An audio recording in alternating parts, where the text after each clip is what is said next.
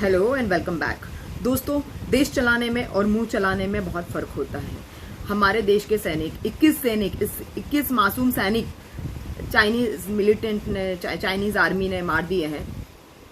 Chinese army ने उनको बंदूकों से नहीं बल्कि डंडों से, कीलों से तड़पा तड़पा के मारा है। एक सैनिक ने जो घायल है, गंभीर रूप से घायल है। 34 सैनिक जो है घायल है। 75 सैनिक घायल है। उसमें से एक सैनिक ने अपने पिता को अस्पताल में से चिट्ठी लिखी और ये बताया है कि हम निहत्थे थे, हमारे पास में हथियार नहीं थे। और ये बहुत सारे रिटायर्ड मेजर और रिटायर्ड सैनिकों ने भी ये कहा है, क्योंकि वो जानते हैं कि किस तरह से आदेश दिए जाते हैं और कब शस्त्र चलाए जाते हैं। तो उसने लिखा है कि उस घायल सैनिक ने लिखा है अपने पिता को कि हम लोग निहत्थे थे और हम लोगों को आदेश नहीं दिए गए हथियार चलाने के, और हम लोगों को जो है कीलों से कीले घुसेड़ के और डंडों से पिटाई कर करके हमें तड़पा तड़पा के चीनी मिलिटेंट्स ने हमें मारा है। और वही हमारी भारत की सरकार उसी चाइनीज ऐप पे, उसी टिकटॉक ऐप पे, टाइम पास के लिए बहुत अच्छा ऐप है, लेकिन उसी टिकटॉक ऐप पे जो है हमारे 21 मृत सैनिकों को श्रद्धांजलि अर्पित कर रही है। अब देखिए कितनी ह्यूमरस, कितनी रिडिकुलस सिचुएशन है। और बाकायदा हमारे भारत सरकार का एक प्लेटफॉर्म बना हुआ है इस चाइनीज ऐप पे, जिसका नाम है citizen engagement platform of India, जिसमें हर 2 मिनट में ये बीजेपी आईटी सेल जो है, ये बीजेपी आईटी सेल जो मैंने बताया था आपको विज्ञापन करने में मास्टरमाइंड है और विज्ञापनों की सरकार है और मशीनों की सरकार है। मशीन का बटन दबाना है, विज्ञापन चलाना है, जनता को उल्लू बनाना है। तो इसी तरह से जो है हमारे सैनिक जो है, हमारे मासूम निहत्थे सैनिक जो है तड़प तड़प के एलएसी की सीमा पे मर गए हैं। और हमारे मोदी जी कह रहे हैं कि कुछ नहीं हुआ है, कुछ नहीं हुआ है, कुछ नहीं हुआ है। हमारा चाइना ने बोल दिया जब कुछ नहीं हुआ है तो समझ लो जमीन हमारी है, हम 8 किलोमीटर अंदर घुसे ही नहीं, इसका मतलब हमने सैनिकों को मारा ही नहीं, हम क्लीन चिट बाहर आ गए हैं। चाइना ने इसी स्टेटमेंट का, इसी बयानबाजी का, इसी झूठी बयानबाजी का और झूठे आडंबर जो मोदी जी के मैं हमेशा आपको बताती रहती हूँ, उसका फायदा उठाते हुए चाइना ने ये रिटर्न में अपने यहाँ सैंक्शन करवा लिया है कि जब कुछ हुआ ही नहीं है इंडिया में तो इसका मतलब हम अपनी जमीन पे घुसे हुए हैं और हम इंडिया में कभी हमने घुसपैठ की ही नहीं। बड़े दुख की बात है।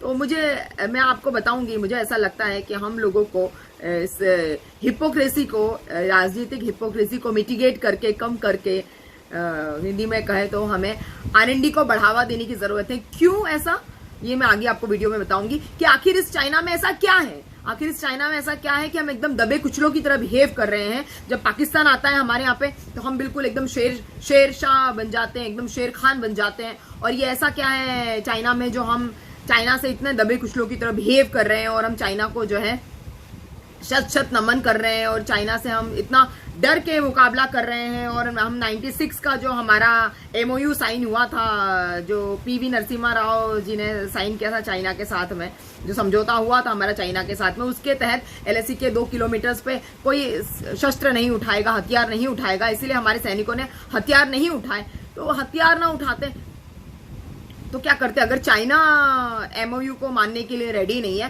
तो हम इतने क्यों एडामेंट है उस एमओयू को मानने के लिए? और क्या चाइनीज सामान का बहिष्कार किया जा सकता है?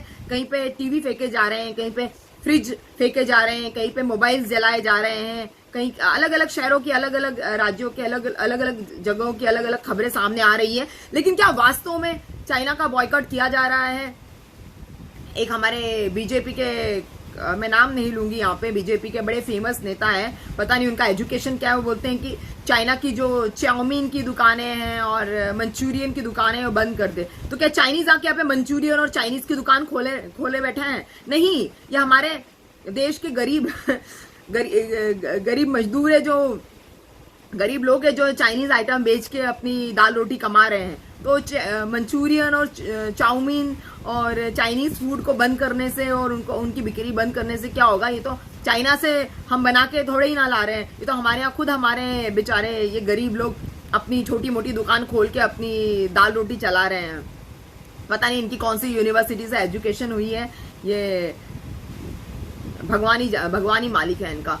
तो मैं आपको बताती हूँ क्यों चाइना इतना इंपॉर्टेंट है और क्या चाइना का बॉयकॉट किया जा सकता है। आपको गौर करने लायक बात है कि जो सरदार वल्लभ भाई पटेल की जो स्टैच्यू ऑफ यूनिटी हम लोगों ने बनाई है वो भी चाइना ने बनाई है, और STEC के तहत जो दिल्ली से मेरठ की सुरंग बनाई जा रही है, कॉरिडोर बनाया जा रहा है, उसका काम भी चाइना ही कर रही है। हमारे यहाँ की जितनी भी कंस्ट्रक्शन कंपनीज है उसमें चाइना का हाथ है। हमारे यहाँ पे जितना भी मोबाइल से रिलेटेड इलेक्ट्रॉनिक आइटम्स आते हैं वो चाइना के हैं। हमारे यहाँ की जो नीलामी होती है, हमारे यहाँ पे जो बिजनेस प्रोजेक्ट्स होते हैं, हमारे की काफी कंपनीज जो हैं वो चाइना के साथ में साठगांठ की हुई है, और चाइना के साथ में मिलके हमारे यहाँ पे काफी कंपनीज है जो गवर्नमेंट के टेंडर्स इजीली ले लेती है। चाइना की इन्वेस्टमेंट जो है हर फील्ड में इतनी ज्यादा है, और हमारी सरकार डे बाय डे चाइना के इन आइटम्स को और चाइना की इन डीलिंग को प्रमोट कर रही है बजाय रोकने के। क्या इस वक्त मोदी जी फोन उठा के और शी जिनपिंग को नहीं लगा सकते और नहीं कह सकते कि ये क्या है, हम अभी सारे आपसे हमारे जितने भी बिजनेस डील्स हैं उनको हम रेलीगेट करते हैं, खत्म करते हैं, और जितनी भी हमारी आपसे जो भी हम आपके यहाँ से आइटम हमारे यहाँ पे इंपोर्ट किए जा रहे हैं हम उनको भी फिनिश करते हैं। ऐसा नहीं कह सकते हैं।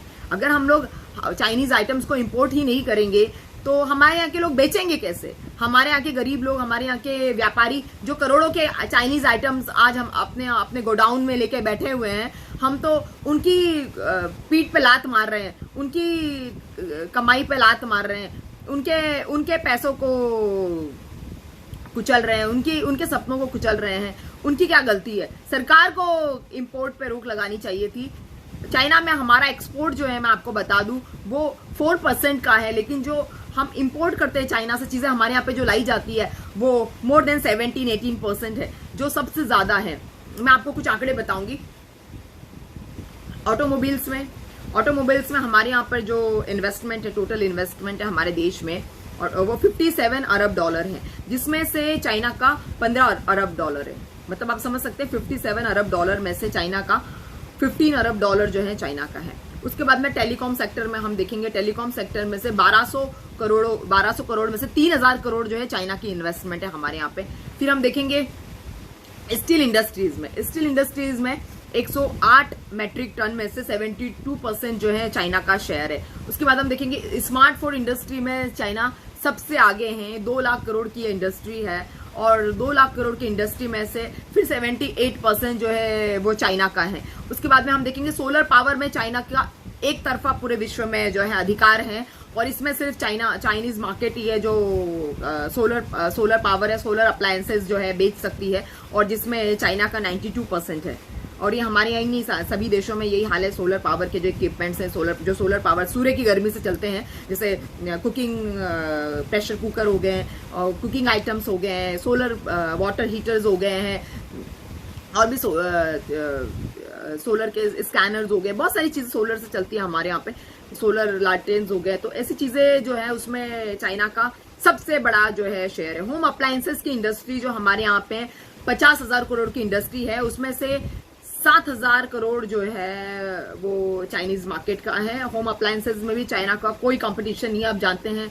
और वैसे भी अगर ऐसा ना हो तो भी हम कहीं बाहर के यूरोपियन आइटम्स भी अगर हम लेने की कोशिश करें, उसमें भी कहीं ना कहीं चाइनीज मार्केट या चाइनीज अप्लायंसेस या चाइना के पार्ट्स कुछ ना कुछ उसमें लगे हुए होंगे। अगर वो हम कोशिश करेंगे बहुतायत से, अगर यूरोपियन मार्केट या अमेरिकन मार्केट का आइटम हो, वो हालांकि कॉस्टली होगा हमारे लिए, बहुत ज्यादा कॉस्टली होगा, क्योंकि उनकी मैन्युफैक्चरिंग कॉस्ट जो है बहुत ज्यादा है। इंडिया में मैन पावर का इतना प्रॉब्लम है, तो वहां पर बहुत ज्यादा मैन पावर का प्रॉब्लम है। और चाइना में जो है वही चाइना मास्टर है, चाइना की R&D है, रिसर्च, वही उसी पे हम आएंगे। चाइना की मास्टरी है, चाइना R&D में मास्टर है, और चाइना को पता है कि कैसे कम लागत में जो है अच्छा सामान जो है बनाया जा सकता है। उसके बाद हम देखेंगे टेलीविजन इंडस्ट्री जो है 25,000 करोड़ की इंडस्ट्री है, टेलीविजन इंडस्ट्री, जिसमें चाइना का 46% है।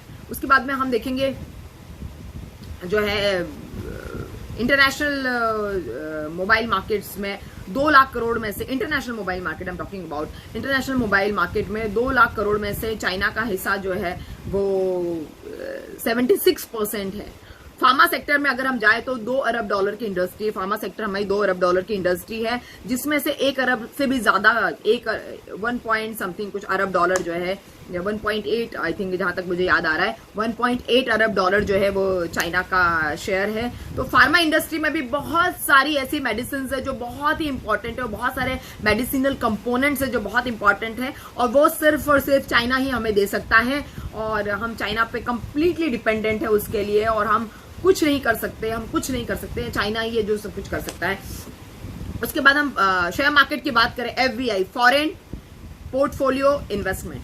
फॉरेन पोर्टफोलियो इन्वेस्टमेंट में हम देखेंगे तो चाइना का जो शेयर है 2015 में ये शेयर 134 करोड़ था।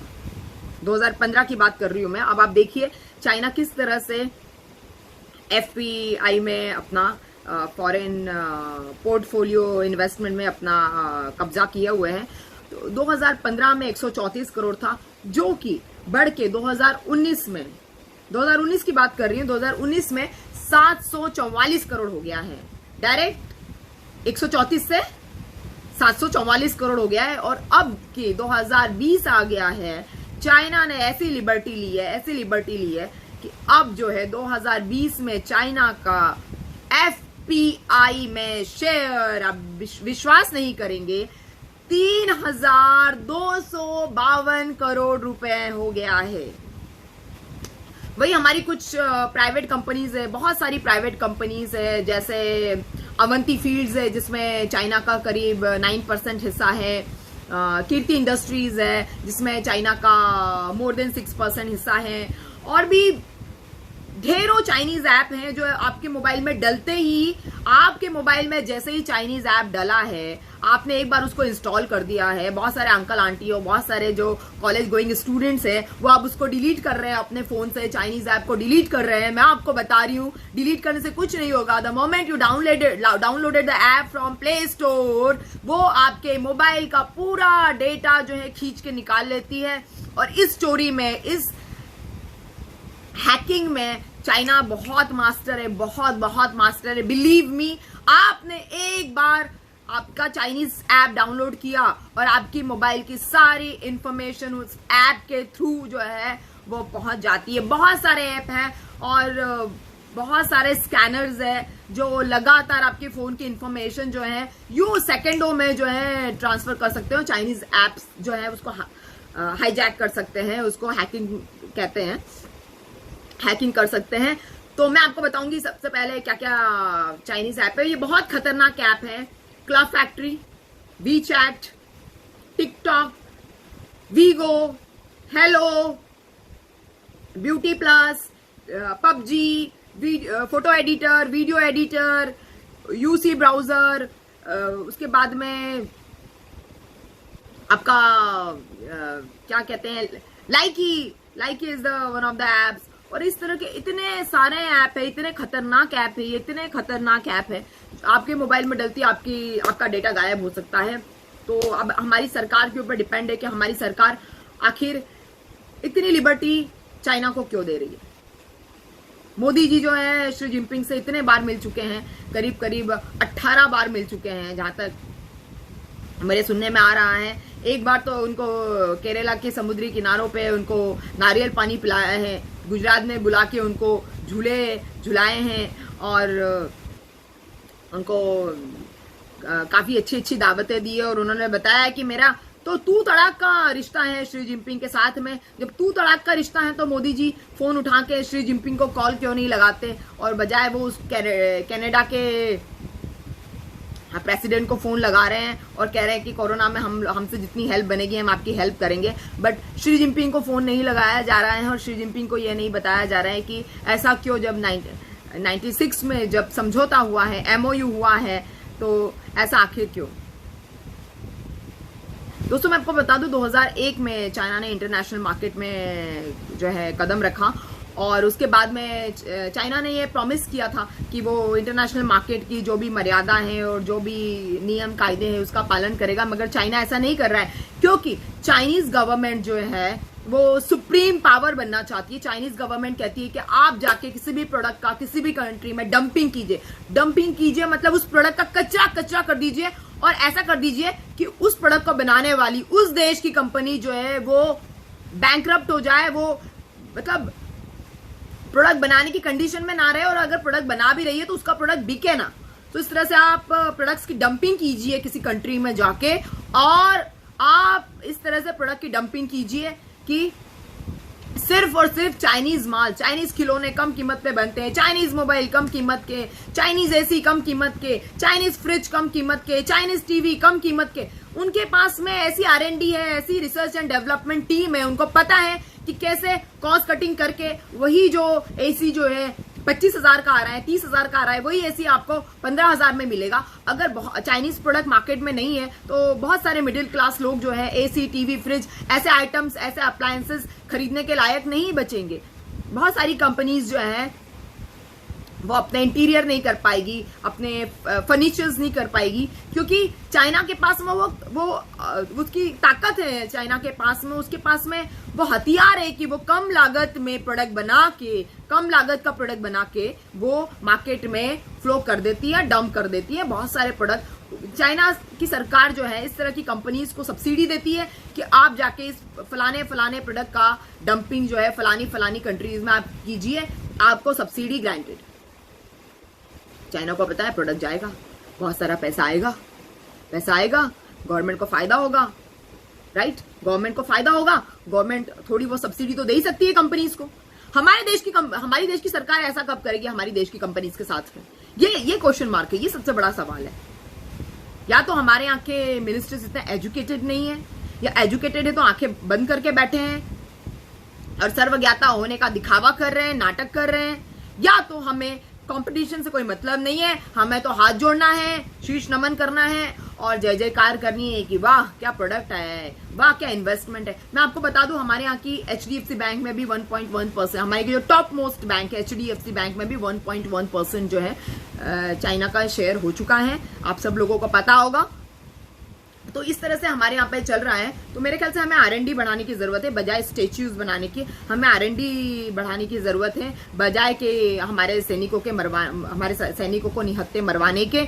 हमारे निहत्थे जवान, निहत्थे सैनिक थे, मैं बोलती हूँ भाड़ में जाए ऐसा फालतू का MOU, भाड़ में जाए ऐसी फालतू के कटसी और इतनी कटसी जो है फालतू में वेस्ट। हमारे सैनिकों की जान से ज्यादा कीमती हमारे लिए कुछ नहीं है। और ये वो गरीब सैनिक है, वो इंडियन मिलिटेंट्स है, वो सैनिक है जो सेना में किसी सपने को लेकर गए थे कि एक किसान का बेटा है, एक गरीब मजदूर का बेटा है, सिर्फ वही हमारे देश में सेना में जाता है। हमारे यहाँ पे कोई कॉर्पोरेट का बेटा या कोई बिजनेसमैन का बेटा, किसी भी नेता का बेटा जो है सेना में भर्ती नहीं होता है और सेना का पद अधिग्रहण नहीं करता है। और ये समझ के जाते हैं हमारे देश के सैनिक कि उनको दो वक्त की रोटी उनके परिवार को नसीब होगी, उनके परिवार को कपड़ा मिलेगा, उनके परिवार को पक्का मकान मिलेगा, उनके कर्ज चुकता हो जाएंगे, जो पुराने कर्जे हैं वो चुकते हो जाएंगे, उनकी गरीबी दूर हो जाएगी।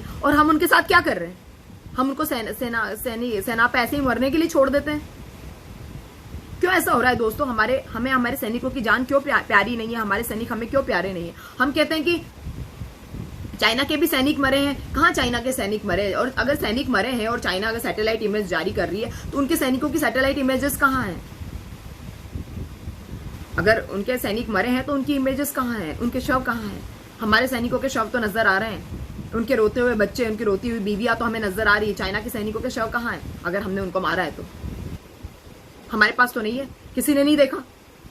और ये न्यूज चैनल चिल्ला के बोल रहे हैं कि हमने 74 सैनिकों को मारा है, हमने 80 सैनिकों को मारा है। कहाँ मारा है? किसने मारा है? जब हमारे सैनिकों के पास हथियार ही नहीं थे तो किसने मारा, कब मारा? और उन लोगों ने डंडों से और सुइयों से चुभो के हमारे सैनिकों को मारा है। आखिर ऐसा क्यों होता है दोस्तों? हमारे सैनिकों के साथ ऐसा हो रहा है, हमारे देश के मजदूरों के साथ ऐसा हो रहा है, बैंकों के हाल खराब है, रोजगार नहीं है, ये सब क्या हो रहा है हमारे साथ में? हमें सुधरने की जरूरत है, हमें संभलने की जरूरत है।